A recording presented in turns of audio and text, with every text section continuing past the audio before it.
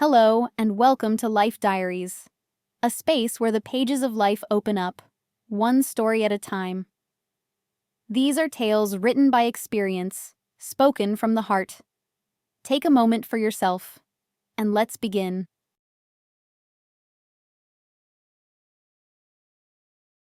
Sarah trudged forward, tears streaming down her face in an unstoppable torrent.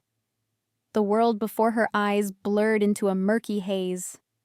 In her desolate consciousness, only one eternal question pounded. Why? Why had fate woven such a bitter pattern for her?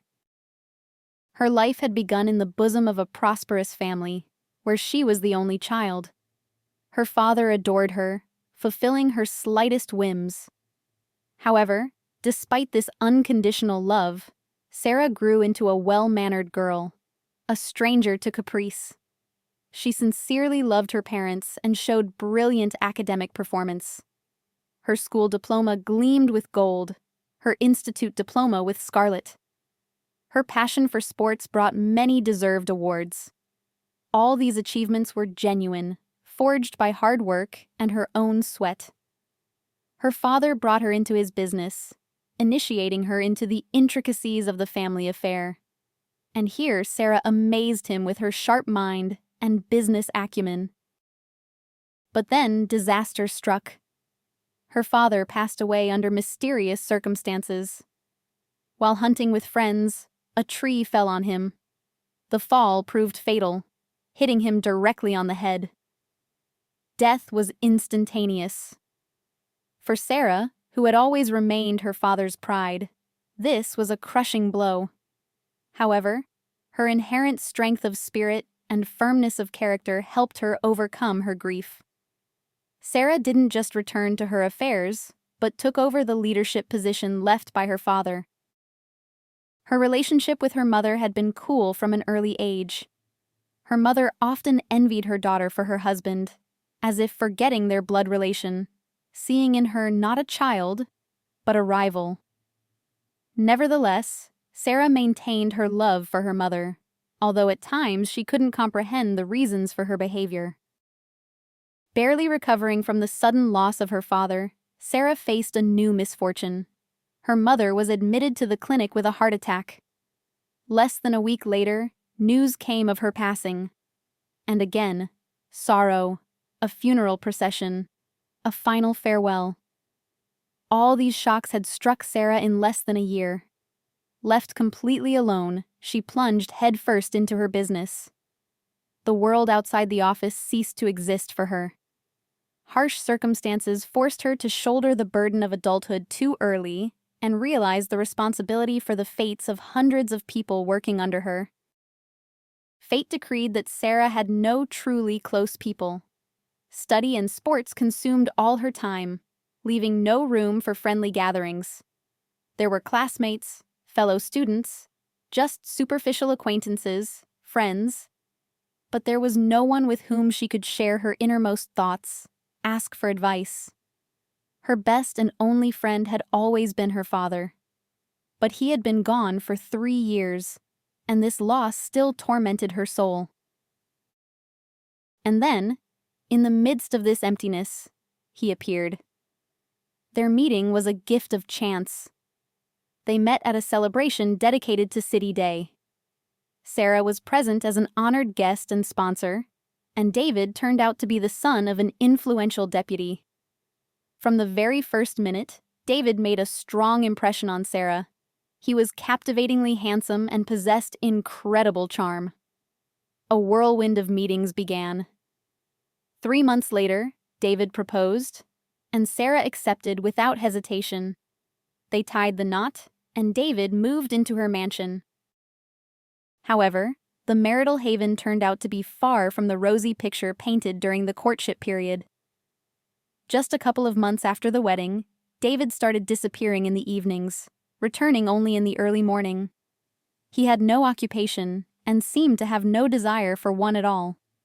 He was perfectly content with the situation where his wife provided for both of them. Rumors of his infidelity, of a marriage of convenience, reached Sarah. But she stubbornly dismissed these whispers, trusting her husband. Nevertheless, his idleness, his lack of any ambition, weighed on her. She had repeatedly suggested he start his own business, but David always found excuses. Almost a year of their life together passed like this, until one day Sarah received a call from a certain well-wisher. The voice on the other end of the line informed her that her husband was spending time outside the city, at a roadside motel, in the company of another woman. Sarah, worn down by the dirty rumors, decided to put an end to them and assure herself of her correctness, that her trust in David was not in vain. She headed for the indicated hotel. The caller had even given her the room number. Driving up to the motel, Sarah slowed her pace, gripped by doubt. Had she chosen the right path? I must know the truth. If he's not there, he'll never know about my suspicions. But if he is there, then I don't need a husband capable of betrayal. Determination prevailed. She walked firmly into the building and went up to the second floor. Finding the right room, she paused at the door, listening. From behind it came the sound of ringing female laughter. She knocked. The door swung open, and a young woman appeared on the threshold. "Who are you looking for?" she asked with unconcealed surprise. "Excuse me, may I come in?" Sarah's voice sounded less firm now. "Why on earth? We're here for privacy and aren't expecting anyone," the stranger snapped, turning back into the room. "Sweetheart, come here, please." David came out of the room. He was wearing only a towel wrapped around his hips. Sarah looked at her husband. Her mind refused to accept what she saw. "Tell me, what were you lacking with me? Was all this just for money?" Sarah whispered, barely holding back the tears that welled up. "Sally, it's not at all how it seems," David began. "Well, you couldn't have come up with a more ridiculous phrase in this situation," Sarah said, stunned by his shamelessness. "Have a pleasant time. Your things will be sent to your registered address." She rushed out of the motel as if pursued, as if afraid that David would chase after her. She wanted to disappear, to hide from the overwhelming problems in the depths of a forest. There was no forest nearby, but in the distance, the outlines of a park or grove loomed. Sarah rushed towards it. She didn't remember how she ended up near the railway tracks. She looked around, trying in vain to understand where she was.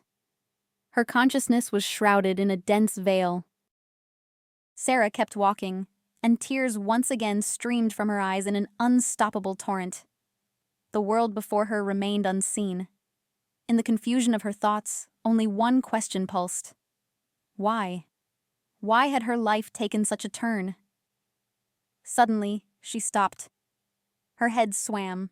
Weakness set in. Just managing to think that she hadn't touched food all day, she collapsed to the ground, losing consciousness. Suddenly, someone's hands caught her and dragged her aside. Sarah came to in a cramped, unsightly room, resembling a closet. A young man sat nearby, his appearance suggesting a vagrant. Fear gripped Sarah. What if he brought me here with bad intentions? But his look was not threatening. On the contrary, noticing that his guest had regained consciousness, he spoke. "How are you feeling? Did you fall onto the tracks intentionally, or was it an accident? You were incredibly lucky I was nearby, otherwise you would have been hit by a train. I managed to pull you away by a literal miracle."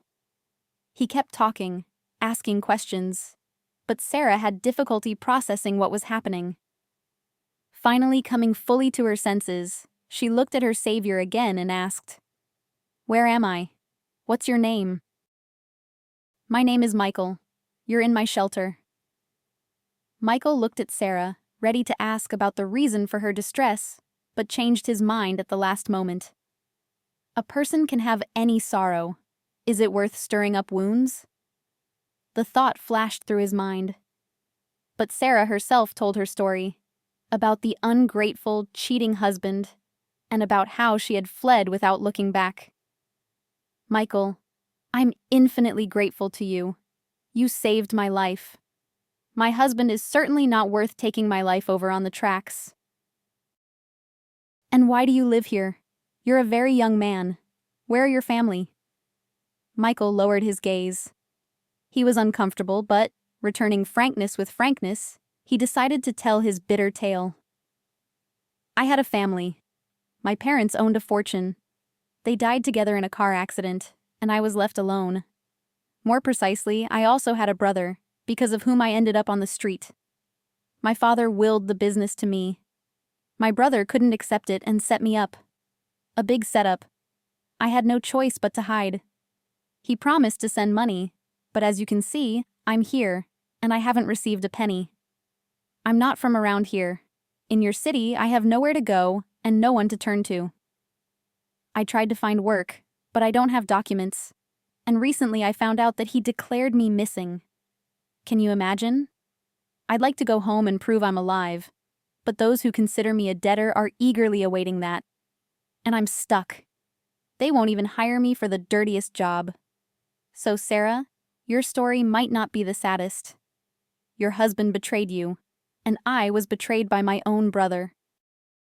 Sarah looked at Michael with deep sympathy. She genuinely felt sorry for this kind guy, and she decided she would definitely help him. Michael, I suggest this plan. We'll go to my place now. You can take a shower, then we'll go to salons to get your hair done, and we'll pick out some new clothes for you. Seeing that Michael was about to object, she raised a hand in warning. Don't even try to argue. It's completely useless. You are my savior. Without you, I wouldn't be alive right now. So any objections are dismissed. I know how to appreciate kindness, and I always remember it. So, let's go. We need to find my car. They left Michael's shelter and headed towards the motel. The car was in the same place, and next to it was David. Sarah didn't hide her surprise. I'm just curious. What are you hoping for? Do you think I'll pretend nothing happened? Don't even hope for it. Pack your belongings today and get out of my house. David opened his mouth to speak, but noticing Michael, he burst out laughing. What a bizarre specimen you've picked out to replace me. Couldn't you find any decent men? Have you sunk to tramps? Sarah had a gift for deflecting blows and responding wittily. You won't believe it, but this man, whom you contemptuously call a tramp, is far more decent and intelligent than you. You're not worth the little finger on his foot. I bitterly regret the day I agreed to become your wife. It was the biggest mistake of my life. But never mind, I'll fix it.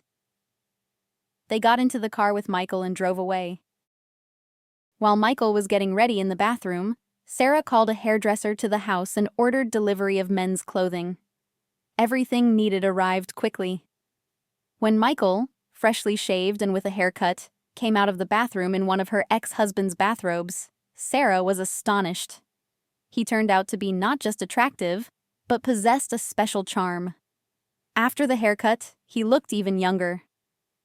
Well, now that's completely different, Sarah exclaimed. I suggest we go somewhere and celebrate my second birthday and your return to a full life. Michael didn't object. He was terribly hungry, and they went to a restaurant.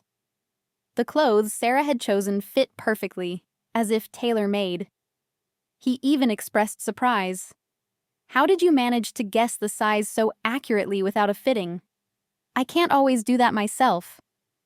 Sarah smiled. I often order things online. I used to buy for both my father and my husband. My eye is simply trained. I'm glad you liked my choice. And the style? Do you wear things like this? I didn't ask and chose based on my taste. Everything is excellent, and you hit the mark there too. Michael, I have a suggestion for you. We're almost the same age. Maybe we can switch to you? Sarah offered. I'm all for it. Let's. He smiled. He liked this girl. Talking to her was easy and relaxed. Sarah also looked at her savior with genuine interest. After his transformation, his appearance became more expressive. Good upbringing and education were evident.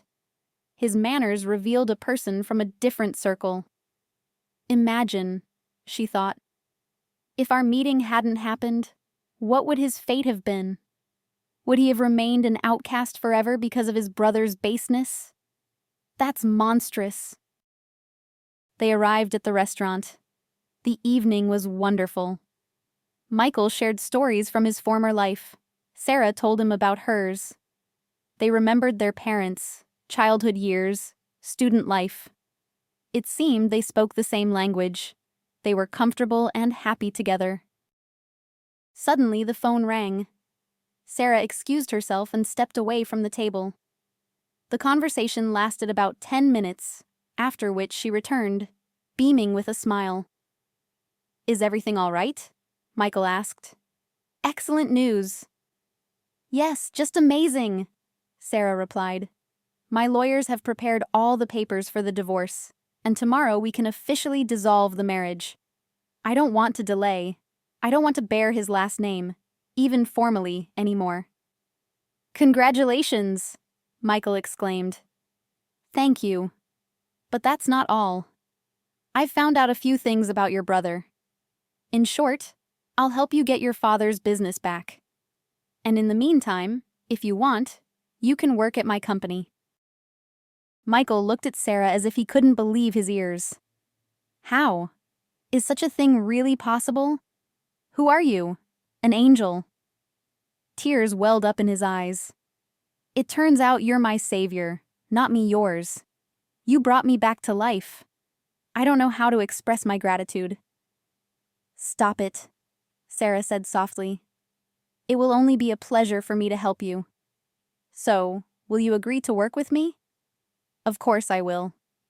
He paused and added, "Now everything has fallen into place." Sarah looked at him with bewilderment. "What exactly has become clear to you?" Michael moved closer and took her hand. "It's just that you appeared to me in a dream. My appearance in the place where I found you wasn't a coincidence. I had dozed off and had an amazing dream. A girl was walking in a wonderful blue dress, and behind her, huge white wings were spread out like an angel's. And suddenly she fell, right onto the tracks, head first. At that very moment, I heard a voice. 'Get up, you must save the angel.' I jumped up and ran exactly to where I saw you. And you were wearing a blue dress, too. Of course, I'm not inclined to believe in mysticism, but such a coincidence cannot be explained otherwise. So, you are my angel. Thank you." "Ah, I see. I understand," Sarah said, pausing and looking at Michael mysteriously. "So, now we are destined to be together. After all, an angel cannot leave the one they protect." And they both laughed.